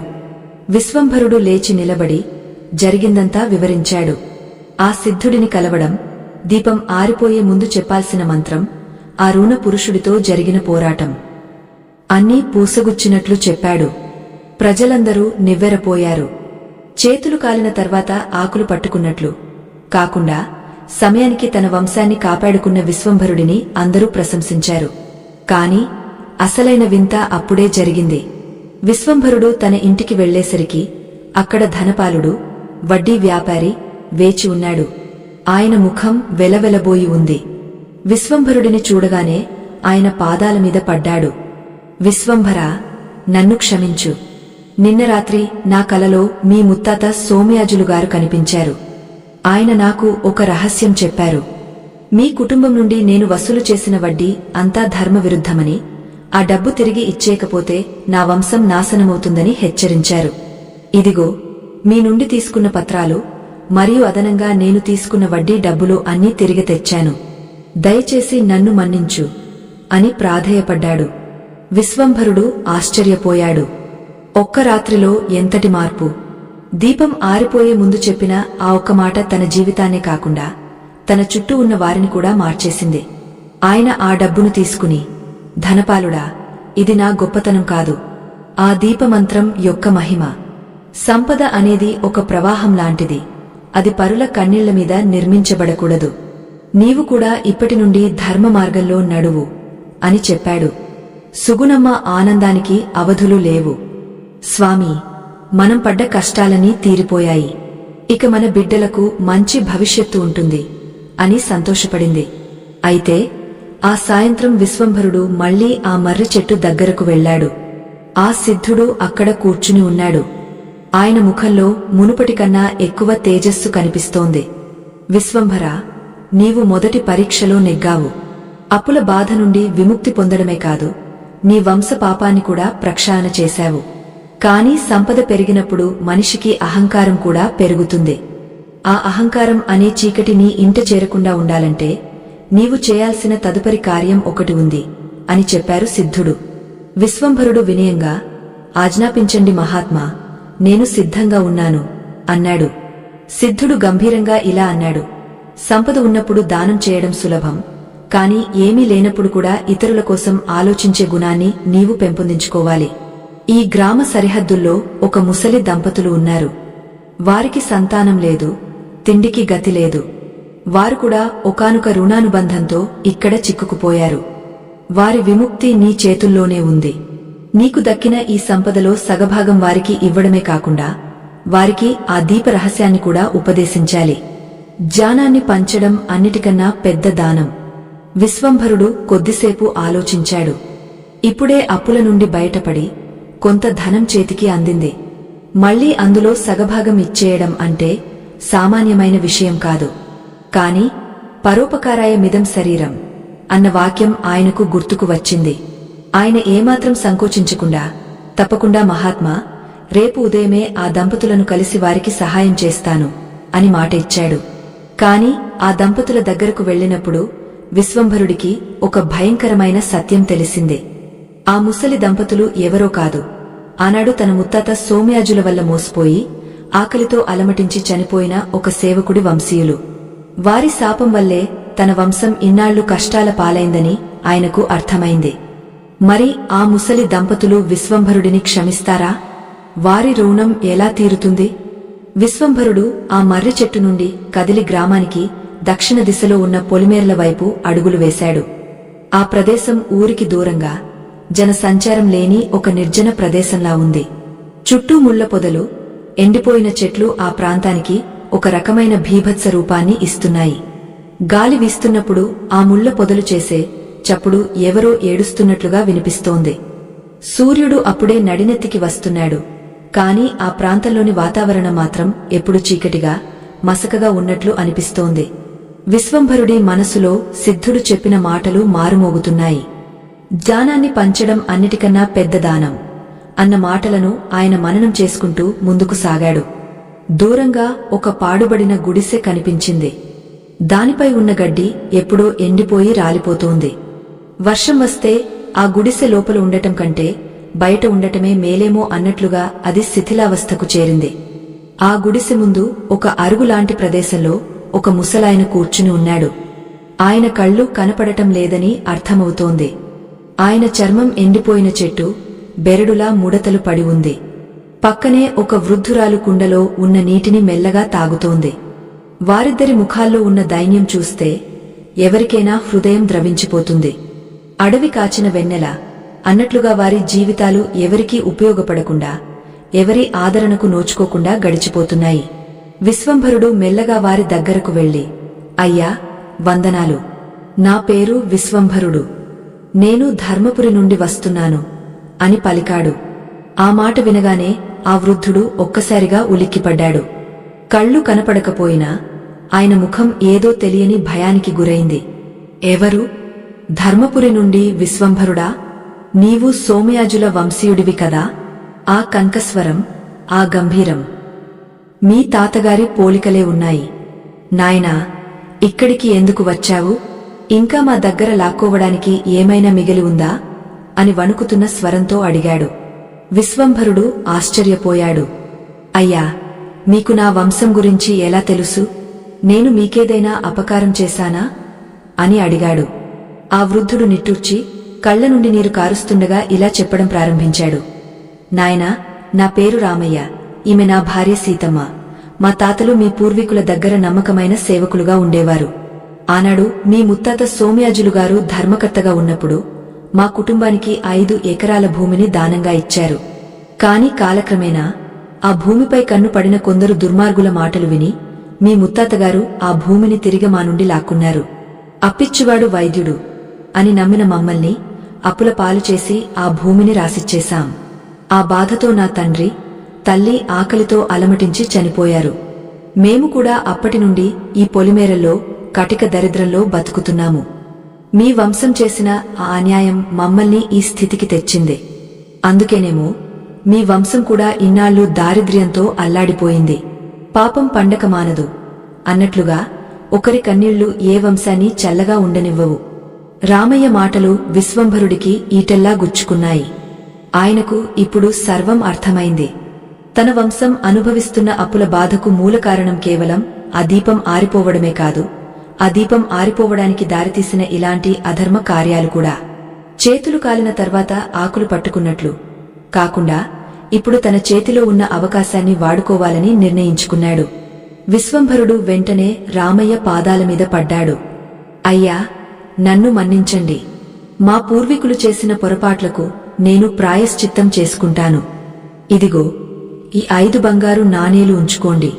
ఇవి మీ కష్టార్జితమే. మీ భూమిని నేను తిరిగి ఇప్పించలేకపోయినా మీ శేష జీవితం గౌరవంగా గడిచేలా చూస్తాను అని తన దగ్గర ఉన్న సగం సంపదను వారి చేతిలో పెట్టాడు. రామయ్య, సీతమ్మ ఆ నాణేలను తాకినప్పుడు వారి కళ్లలో నమ్మశక్యం కాని ఆశ్చర్యం కలిగింది.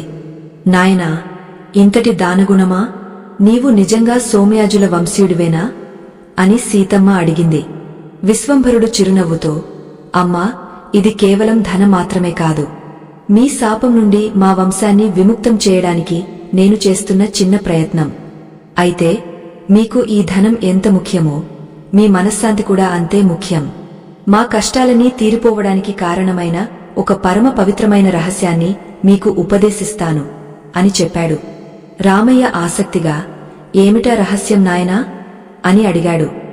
విశ్వంభరుడు గంభీరంగా ఇలా వివరించాడు. అయ్యా, ప్రతిరోజు సాయంత్రం మీ గుడిసెలో ఒక చిన్న దీపాన్ని వెలిగించండి. ఆ దీపం శాంతించే సమయానికి, ఆరిపోయే ముందు మీరు మీ మనస్సులో ఉన్న కష్టాలని ఆ జ్యోతిలో కలిసిపోవాలని కోరుకుంటూ ఒక మంత్రాన్ని చెప్పండి. ఓం రుణ విమోచనాయ నమః అని 3 సార్లు పయించి రేపటి సూర్యోదయం మా జీవితాల్లో కొత్త వెలుగును నింపాలని ప్రార్థించండి. దీపం ఆరిపోయే ఆ క్షణంలో విశ్వంలో శక్తి అత్యంత ప్రబలంగా ఉంటుంది. ఆ సమయంలో మనం చేసే సంకల్పం నేరుగా ఆ జగన్మాతకు చేరుతుంది. దీపమున్నప్పుడే ఇల్లు చక్కదిద్దుకోవాలి అంటారు, కాని దీపం ఆరిపోయే ముందు చేసే ప్రార్థన మన ఆత్మను శుద్ధి చేస్తుంది. విశ్వంభరుడు ఆ దంపతులకు ఆ మంత్రాన్ని ఉపదేశించి వారి దీవెనలు తీసుకున్నాడు. రామయ్య కళ్ళు కనపడకపోయినా ఆయన ముఖంలో ఇప్పుడు ఒక వింతైన కాంతి కనిపిస్తోంది. నాయనా విశ్వంభరా, నీవు మాకు ధనాన్ని ఇచ్చావు, జ్ఞానాన్ని ఇచ్చావు. అంతకంటే ముఖ్యంగా మా మనస్సులో ఉన్న ద్వేషాన్ని తొలగించావు. ఈ రోజు నుండి మా దీపం శాంతించే ముందు నీ క్షేమం కోసం కూడా మేము ప్రార్థిస్తాము అని దీవించాడు. విశ్వంభరుడు ఇంటికి తిరిగి వస్తుండగా ఆయన మనస్సు ఎంతో తేలికగా అనిపించింది. సంపదను పంచడం వల్ల వచ్చే ఆనందం, దానిని కూడబెట్టడం వల్ల వచ్చే ఆనందం కంటే 1000 రెట్లు గొప్పదని ఆయన గ్రహించాడు. కాని ఆయన ఊరికి చేరుకోకముందే ఒక వింత వార్త ఆయన చెవిన పడింది. ధనపాలుడు, వడ్డీ వ్యాపారి ఇంటి దగ్గర జనం గుంపులుగా చేరి ఉన్నారు. విశ్వంభరుడు అక్కడికి వెళ్లి చూడగా ధనపాలుడు పిచ్చివాడిలా ప్రవర్తిస్తున్నాడు. ఆ దీపం నన్ను దహిస్తోంది, నన్ను కాపాడండి అని అరుస్తున్నాడు. ఆయన కళ్లలో భయం తాండవిస్తోంది. ధనపాలుడు సంపాదించిన ధనం అంతా మాయమైపోతోందని, ఆయన పెట్టెల్లో ఉన్న నాణేలు మట్టిగా మారుతున్నాయని ఊర్లో జనం చెప్పుకుంటున్నారు. శాస్త్రిగారు విశ్వంభరుడిని చూసి, చూశావా విశ్వంభరా, అధర్మంగా సంపాదించిన ధనం ఎప్పుడూ నిలవదు. నీవు చేసిన దానం నీకు రక్షణ కవచంలా నిలిచింది. కాని ఇతరులను పీడించిన ధనపాలుడికి ఆ దీపపు జ్యోతే శత్రువుగా మారింది. అడుసు తొక్కనేల కాలు కడగనేలా అన్నట్లుగా ఆయన చేసిన పాపమే ఇప్పుడు ఆయనను వెంటాడుతోంది అని అన్నారు. విశ్వంభరుడు ధనపాలుడి దగ్గరకు వెళ్లి, ధనపాలుడా, శాంతించు. నీవు చేసిన తప్పులను ఒప్పుకో. నీవు ఎవరి దగ్గరైతే అక్రమంగా ధనాన్ని వసూలు చేశావో వారందరికీ తిరిగి ఇచ్చేస్తానని ఆ దీపం సాక్షిగా ప్రమాణం చేయి. అప్పుడే నీకు ఈ బాధ నుండి విముక్తి కలుగుతుంది అని చెప్పాడు. ధనపాలుడు ఏడుస్తూ, తప్పకుండా విశ్వంభరా, నా ఆస్తి అంతా పోయినా పర్వాలేదు, నాకు ఈ భయం నుండి విముక్తి కావాలి. నేను అందరి అప్పులు రద్దు చేస్తున్నాను అని ప్రకటించాడు. ఆ మాట అనగానే ఆయన చుట్టూ ఉన్న ఆ నల్లని ఛాయ మాయమైపోయింది. ఆ సాయంత్రం విశ్వంభరుడు తన ఇంటికి వెళ్లాడు. సుగుణమ్మ దీపారాధన చేసింది. ఈసారి ఆ దీపం మరింత ప్రకాశవంతంగా వెలుగుతోంది. కాని ఆ దీపం ఆరిపోయే సమయానికి ఒక అద్భుతం జరిగింది.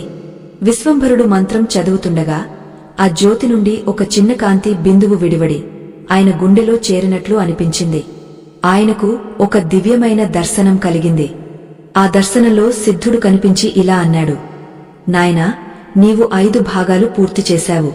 కాని అసలైన పరీక్ష 6వ భాగంలో ఉంది. నీవు సంపాదించిన ఈ ధర్మాన్ని కాపాడుకోవడానికి సిద్ధంగా ఉండు. విశ్వంభరుడికి ఆ మాటల అర్థం తెలియలేదు.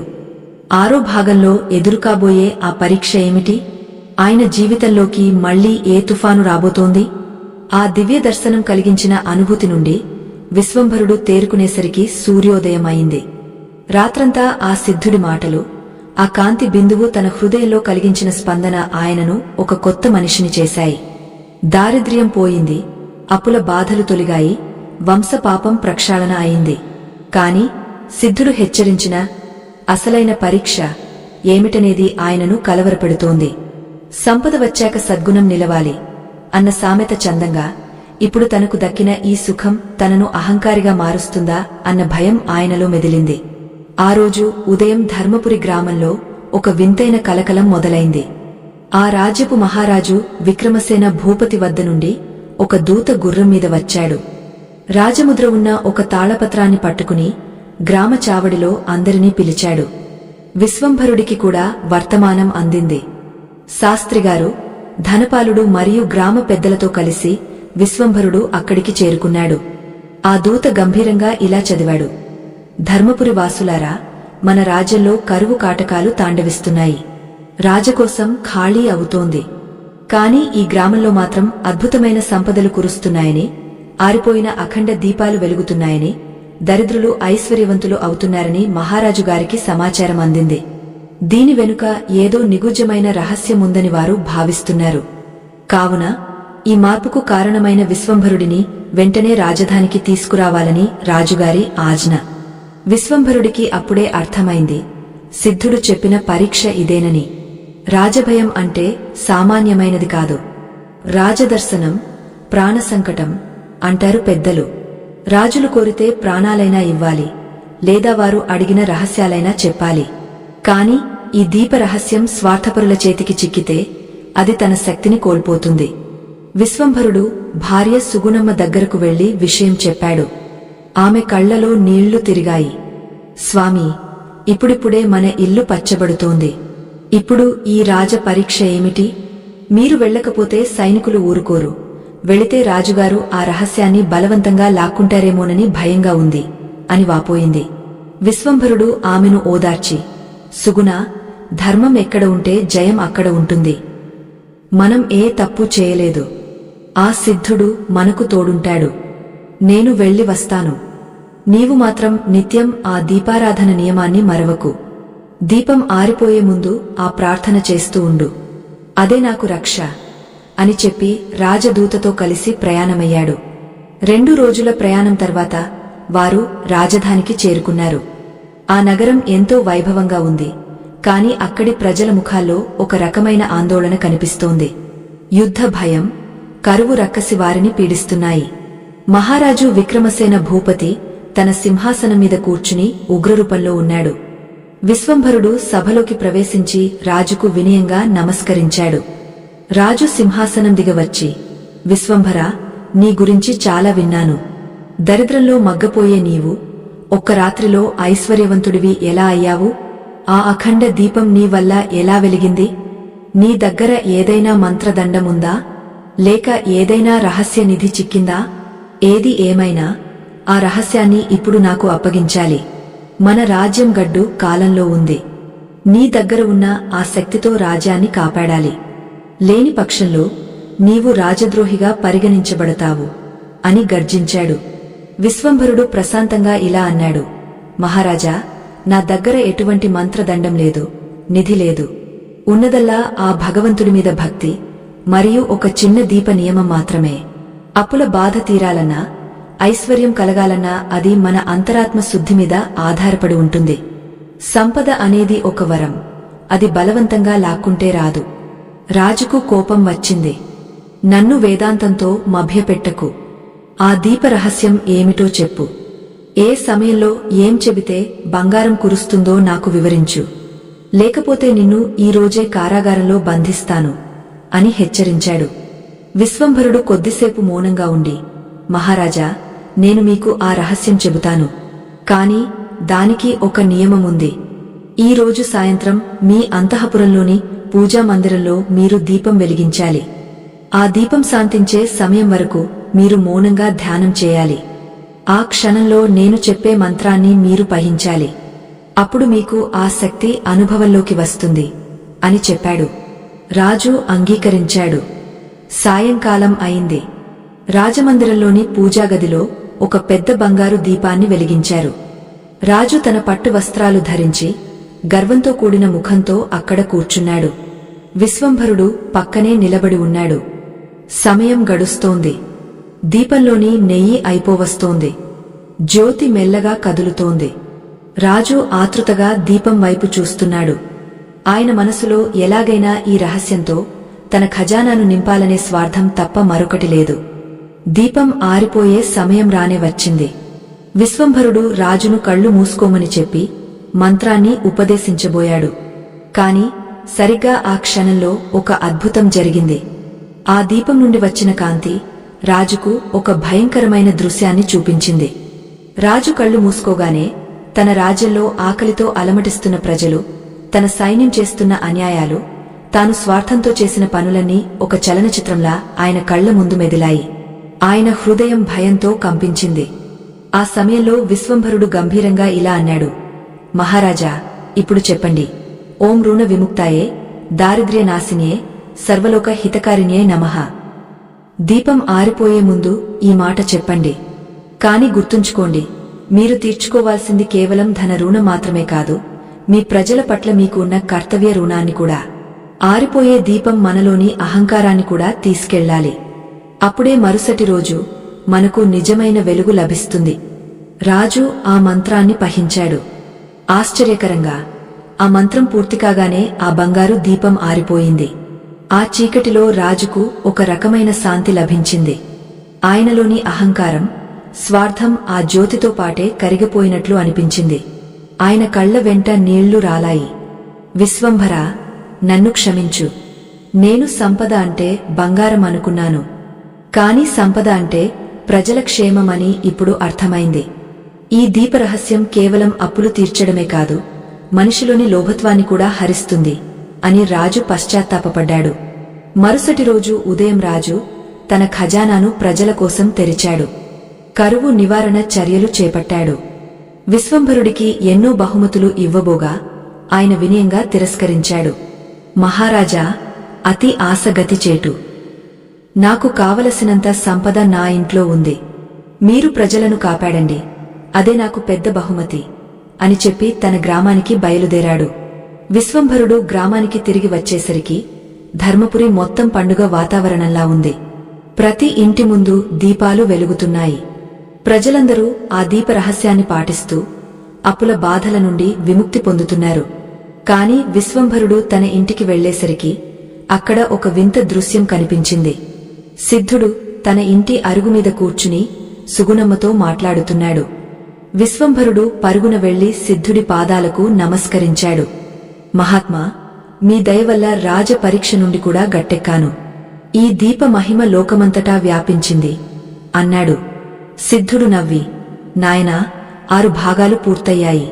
నీవు కేవలం నీ సంపదనే కాదు, నీ జ్ఞానాన్ని కూడా రాజుకు దానం చేశావు. కాని లోకమంటే అంతా మంచివాళ్లే ఉండరు. చీకటి వెనుక వెలుగు ఉన్నట్లే వెలుగు వెనుక చీకటి కూడా ఉంటుంది. నీవు సంపాదించిన ఈ కీర్తిని చూసి అసూయపడే శక్తులు మేల్కొంటున్నాయి. ఆ శక్తులు నీమీద నేరుగా దాడి చేయలేవు, కాని నీ విశ్వాసాన్ని దెబ్బతీయడానికి ప్రయత్నిస్తాయి. సిద్ధంగా ఉండు అని హెచ్చరించి అదృశ్యమయ్యాడు. విశ్వంభరుడికి ఆ మాటలు ఆందోళన కలిగించాయి.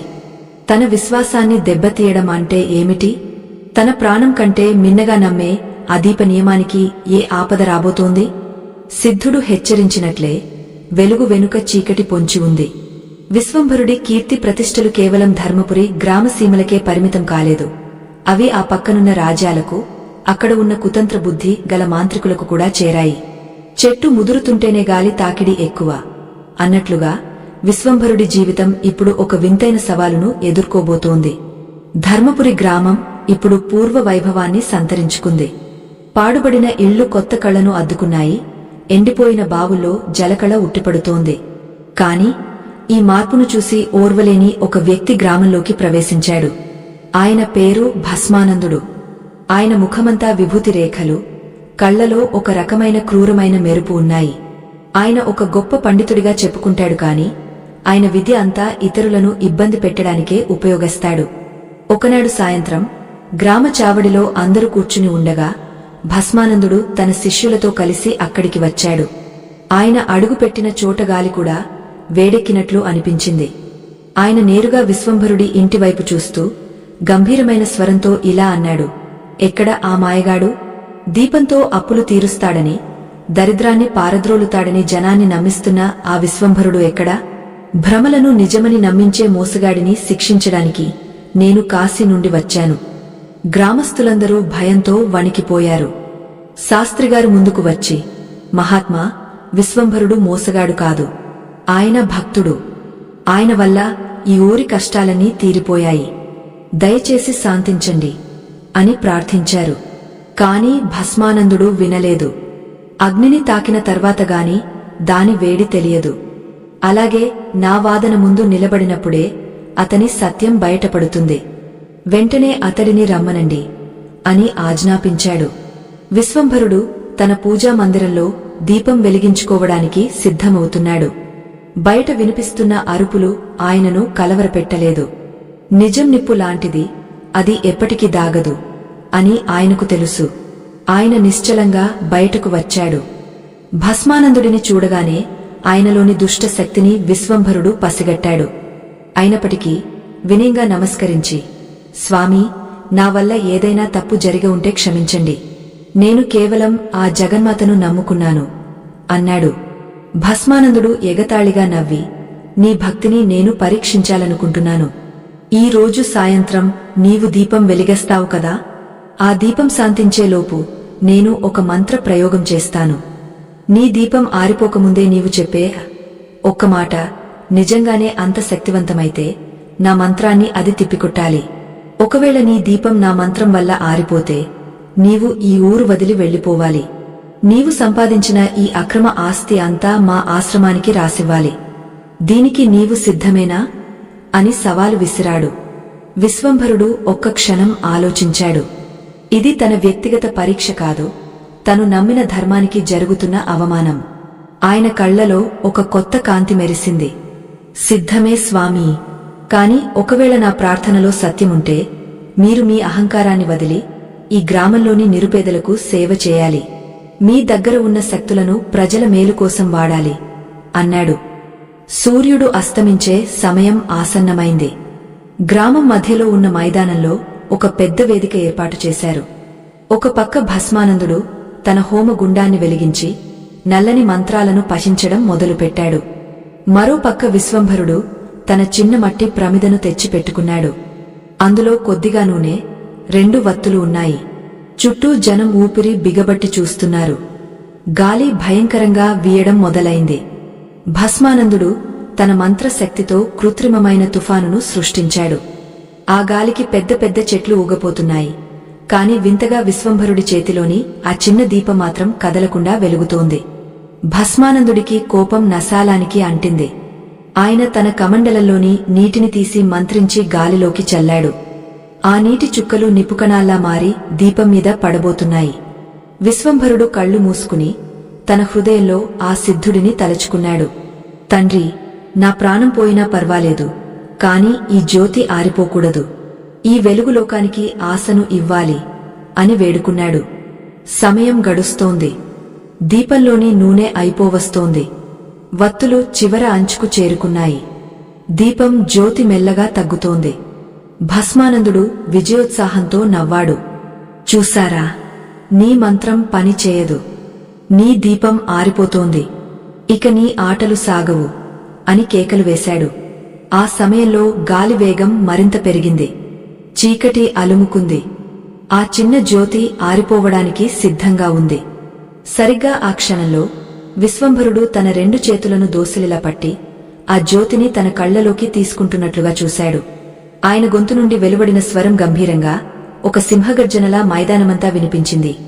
ఓం హ్రీం శ్రీం రూణ విమోచనాయే శత్రుదర్ప వినాశినియే సర్వసంకట హారిణ్యే మహాలక్ష్మే నమః. ఆ మంత్రాన్ని ఆయన 3 సార్లు పయించి, తల్లి, దీపం శాంతించినా నా విశ్వాసం శాంతించకూడదు. ఈ చీకటిలో నుంచి వెలుగును ప్రసాదించు అని చెప్పి ఆ దీపం మీదకు తన అరచేతిని మెల్లగా ఊపాడు. అద్భుతం! ఆ దీపం ఆరిపోయే ఆఖరి క్షణంలో ఆ జ్యోతి నుండి ఒక పెద్ద కాంతి గోళం పుట్టింది. అది భస్మానందుడు సృష్టించిన ఆ నల్లని మాయను, ఆ కృత్రిమ తుఫానును ఒక్క క్షణంలో ఛేదించేసింది. ఆ కాంతి పుంజం భస్మానందుడిని తాకగానే ఆయన గాలిలో ఎగిరి దూరంగా పడిపోయాడు. ఆయన మంత్రగుండం చల్లారిపోయింది. ఆకాశం నిర్మలంగా మారింది. చందమామ వెన్నెల భూమిని ముద్దాడింది. మైదానమంతా నిశ్శబ్దం. ప్రజలందరూ ఆశ్చర్యంతో నోరెళ్లబెట్టారు. భస్మానందుడు నెమ్మదిగా లేచి నిలబడ్డాడు. ఆయనలోని ఆ క్రూరత్వం మాయమైంది. ఆయన కళ్లలో నీళ్లు తిరిగాయి. ఆయన పరుగున వచ్చి విశ్వంభరుడి పాదాలమీద పడ్డాడు. నన్ను క్షమించు మహాత్మా. విద్య అంటే అహంకారం అనుకున్నాను, కాని విద్య అంటే వినయమని ఈరోజు నాకు అర్థమైంది. ఆ దీపపు జ్యోతిలో నాకు సాక్షాత్తు ఆ జగన్మాత దర్శనం కలిగింది. నీవు చెప్పిన ఒక్క మాటలో ఇంతటి శక్తి ఉందని నేను ఊహించలేదు అని పశ్చాత్తాపపడ్డాడు. విశ్వంభరుడు ఆయనను లేవనెత్తి, స్వామీ, ఇది నా శక్తి కాదు, ఇది నమ్మకం యొక్క శక్తి. దీపం ఆరిపోయే ముందు మనం చేసే ఆ ప్రార్థన మనలోని అరిషడ్వర్గాలను దహించివేస్తుంది. అప్పుల బాధ నుండి విముక్తి పొందడం అంటే కేవలం ధనం సంపాదించడం కాదు, మనలోని అశాంతి నుండి విముక్తి పొందడం. రేపటి రోజు మీకు కొత్త జీవితం ప్రారంభం కావాలని నేను ఆకాంక్షిస్తున్నాను అని అన్నాడు. ఆ రాత్రి విశ్వంభరుడు ఇంటికి వెళ్లాడు. సుగుణమ్మ ఆయనకు దిష్టి తీసి లోపలికి తీసుకెళ్ళింది. ఏమండి, కుక్క కాటుకు చెప్పు దెబ్బ అన్నట్లుగా ఆ మాంత్రికుడికి సరైన బుద్ధి చెప్పారు. కాని నాకు ఒక అనుమానం. ఈ దీపరహస్యం అందరికీ తెలిస్తే, అందరూ ఐశ్వర్యవంతులు అయిపోతే అప్పుడు లోకంలో కష్టాలు ఉండవా అని అడిగింది. విశ్వంభరుడు ప్రశాంతంగా ఇలా సమాధానమిచ్చాడు. సుగుణ, ఈ రహస్యం అందరికీ తెలిసినా అందరూ దానిని నిష్ఠతో పాటించలేరు. అందరికీ అన్నం పెట్టేవాడు దేవుడైతే ఆ అన్నం తినే యోగ్యముండాలి కదా. ఈ దీప నియమం పాటించడానికి హృదయంలో స్వచ్ఛత ఉండాలి. స్వార్థంతో చేసే ప్రార్థనలు ఆ తల్లికి చేరవు. ఎవరైతే తమ అప్పుల బాధను తీర్చమని కోరుకుంటూనే తోటివారి బాధను కూడా గుర్తించగలరో వారికి మాత్రమే ఈ మంత్రం సిద్ధిస్తుంది. మరుసటి రోజు ఉదయం విశ్వంభరుడు తన తోటలో పని చేసుకుంటుండగా ఒక చిన్న బాలుడు పరుగున వచ్చాడు. అయ్యా, అద్భుతం జరిగింది. ఊరి చివర ఉన్న ఆ పాడుబడిన బావిలో నుంచి బంగారు నాణేలు బయటపడుతున్నాయి. ఊరి జనం అంతా అక్కడికి వెళ్తున్నారు అని చెప్పాడు. విశ్వంభరుడికి ఆశ్చర్యం వేసింది. సంపద ఇలా అకస్మాత్తుగా రావడం అరిష్టమా లేక వరమా? ఆయన వెంటనే శాస్త్రిగారితో కలిసి అక్కడికి వెళ్లాడు. నిజంగానే ఆ బావిలో నుంచి వెలుగులు చిమ్ముతున్నాయి.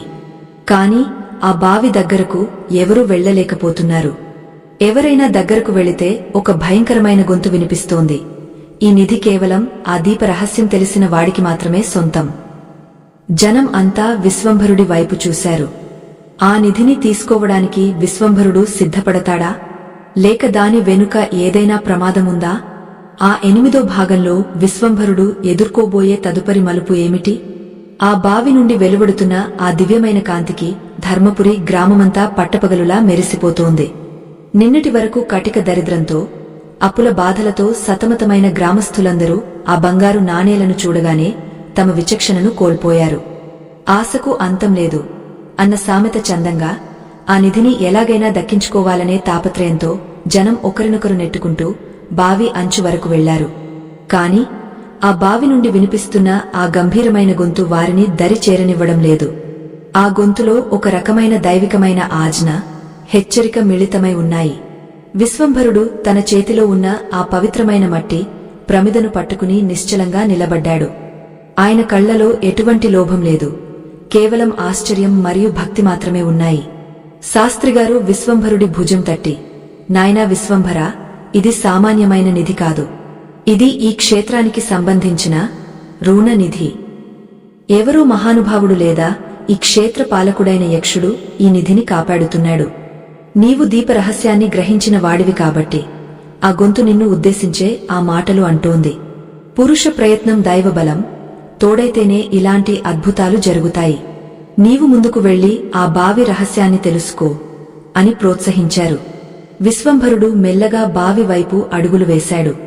ఆయన అడుగు తీసి అడుగు వేస్తుంటే ఆ బంగారు కాంతి మరింత తీవ్రమవుతోంది. ఆయన బావి అంచున నిలబడి లోపలికి చూశాడు. అక్కడ నీరు లేదు, కేవలం అపారమైన బంగారు నాణేల రాసి ఉంది.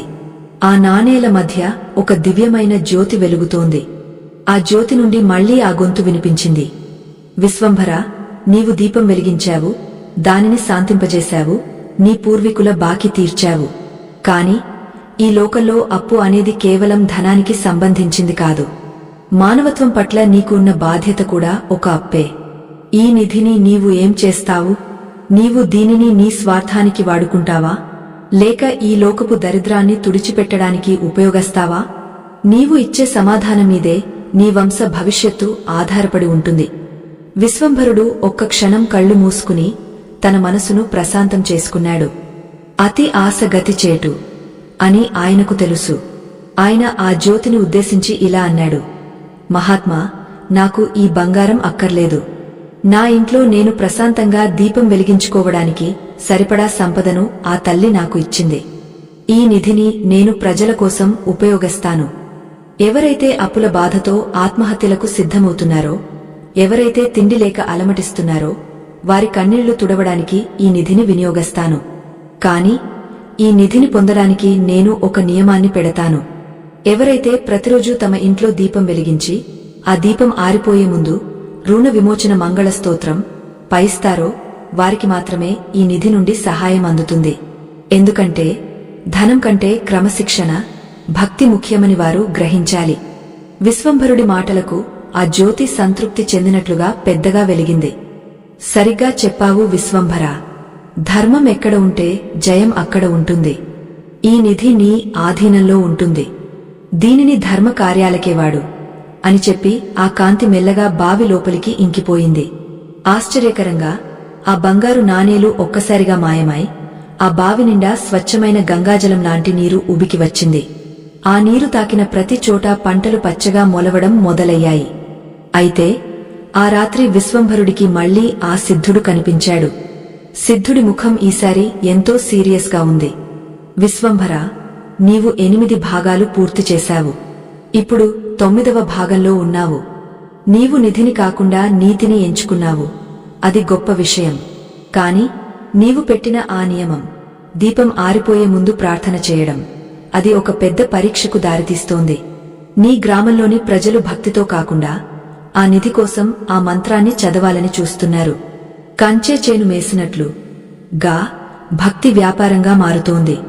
దీనిని నీవు ఎలా అరికడతావు?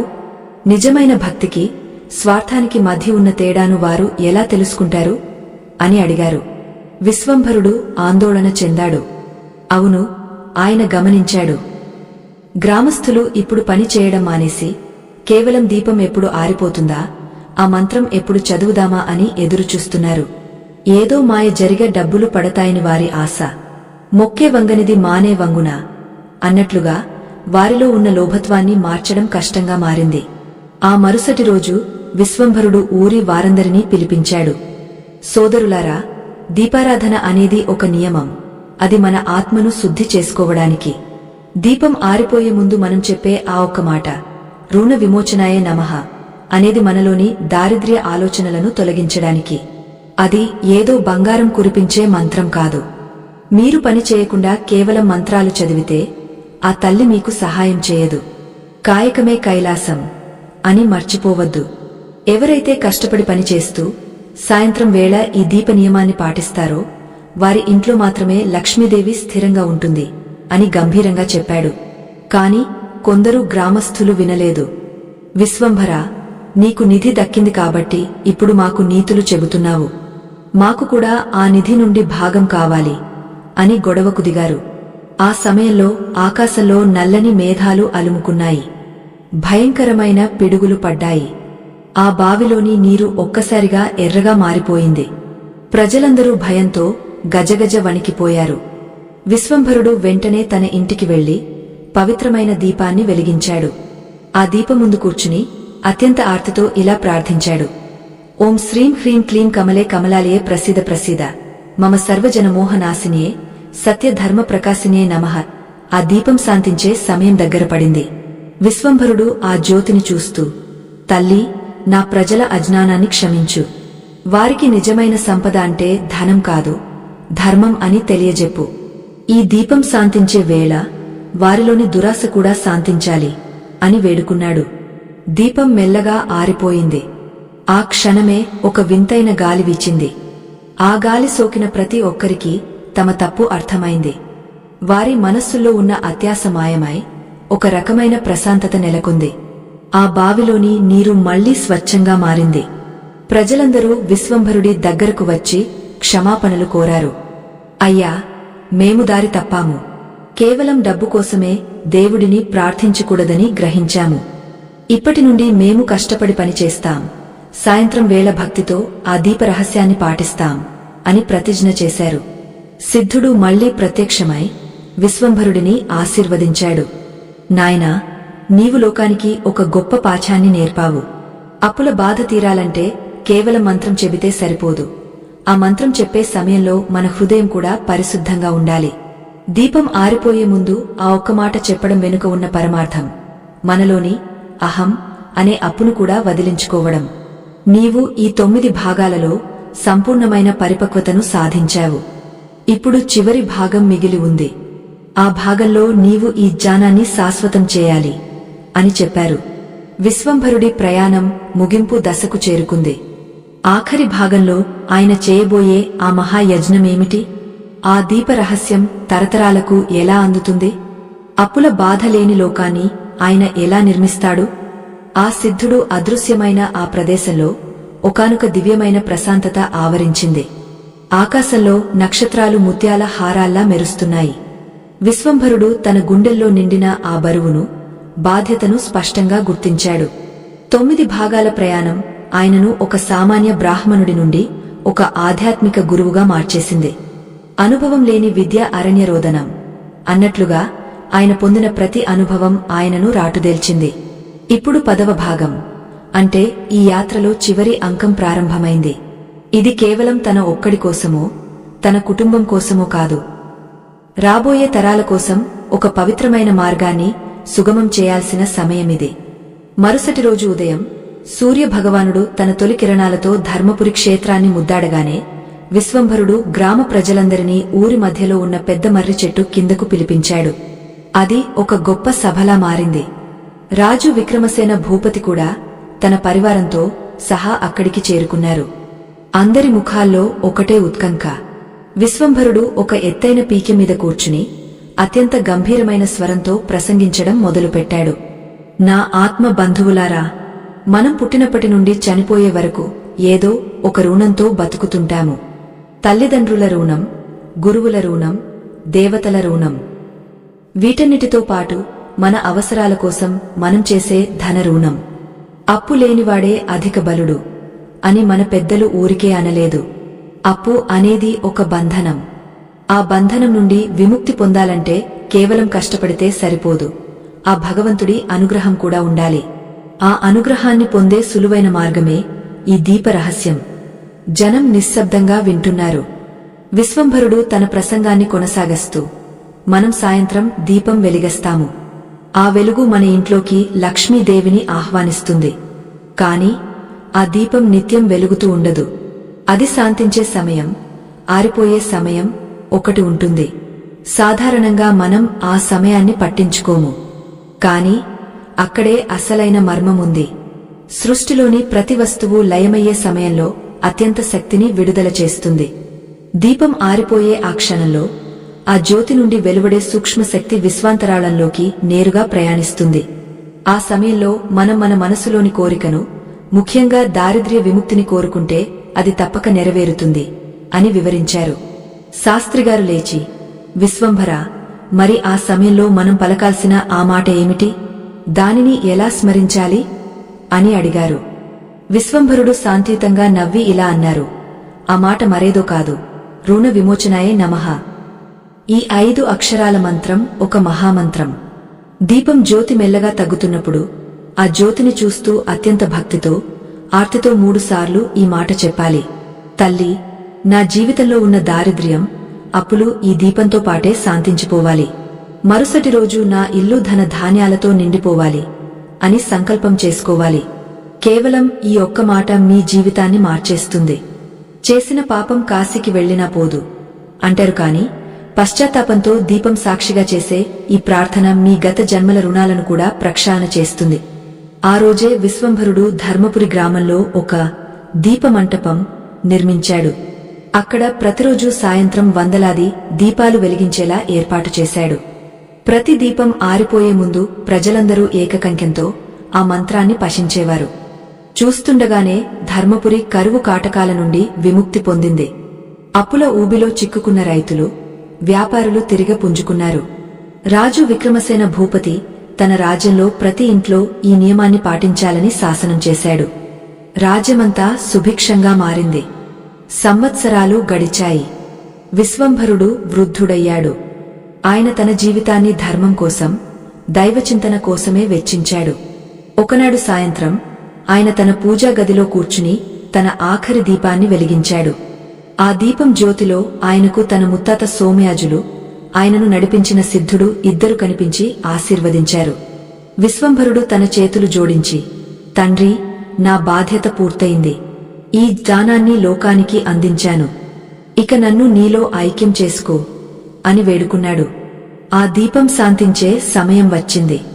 విశ్వంభరుడు తన ఆఖరి శ్వాసతో రుణ విమోచనాయ నమః అని 3 సార్లు పలికాడు.